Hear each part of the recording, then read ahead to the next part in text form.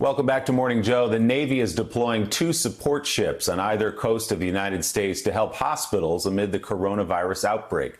The USNS Mercy has already departed for Los Angeles, and the USNS Comfort is preparing for deployment to New York City. Joining us from Norfolk, Virginia, where the USNS Comfort is currently stationed, NBC News national security and military correspondent Courtney Kube. Courtney, the president's been touting this ship. Governor Cuomo thanked the president for sending the ship. When exactly will it arrive, and how will it function to help support the hospitals in New York City?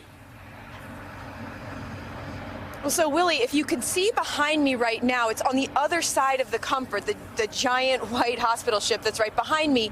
There are sailors lined up boarding the ship right now. This ship can hold about 1,000 medical personnel and has more than 1,200 beds that it can, excuse me, I had that backwards. It has 1,200 medical personnel and 1,000 beds that function essentially as a floating hospital. Now, it's important to point out what this ship can do and what it's really not set up to do. With the coronavirus response, this ship will act essentially as a floating hospital that's not treating coronavirus. So it has one isolation ward, but it's really not set up for isolation patients, for people with contagious diseases.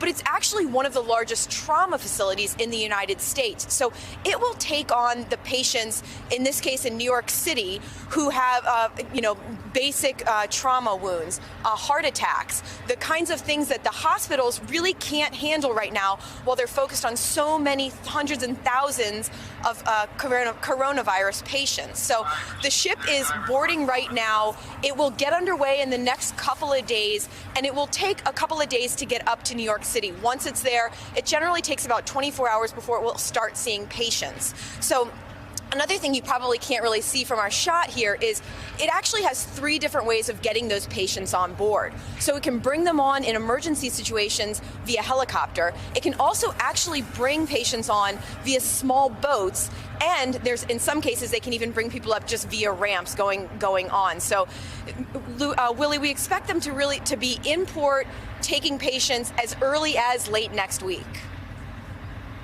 As you say, it's a full floating hospital. It's an incredible ship, and it will take some of the pressure off these New York City hospitals that effectively have become coronavirus wards unto themselves to get some of those other kind of critical patients onto the ship. Courtney, I want to ask you about something else. Defense Secretary Mike Esper announcing that American troop movements around the world will be halted for the time. Obviously, coronavirus has infected the United States military as well. What more can you tell us about that?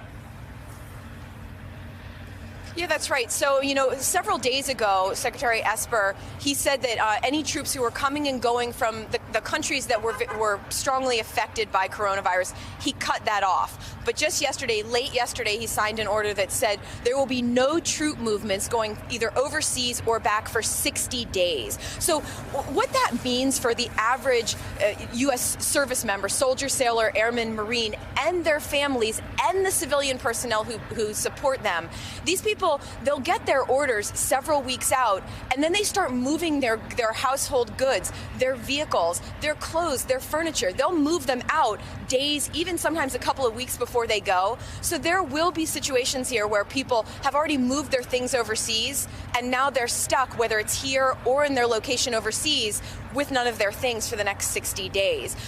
It is possible that it won't go the full 60 days. They're sort of working towards a worst case scenario, according to defense officials who I spoke with. It's also important to point out, though, Willie, this will not impact the drawdown in Afghanistan. The U.S. military is going there from about 14,000 troops down to about 8,600. They'll be there by early June if they stay along on the timeline that they're on right now. Those troops will still be coming home. In addition, there are troops who are coming out of other locations, war zones. Some of them will have to go into quarantine, but the 60-day overseas ban or halt in overseas movement will not apply to them, Willie.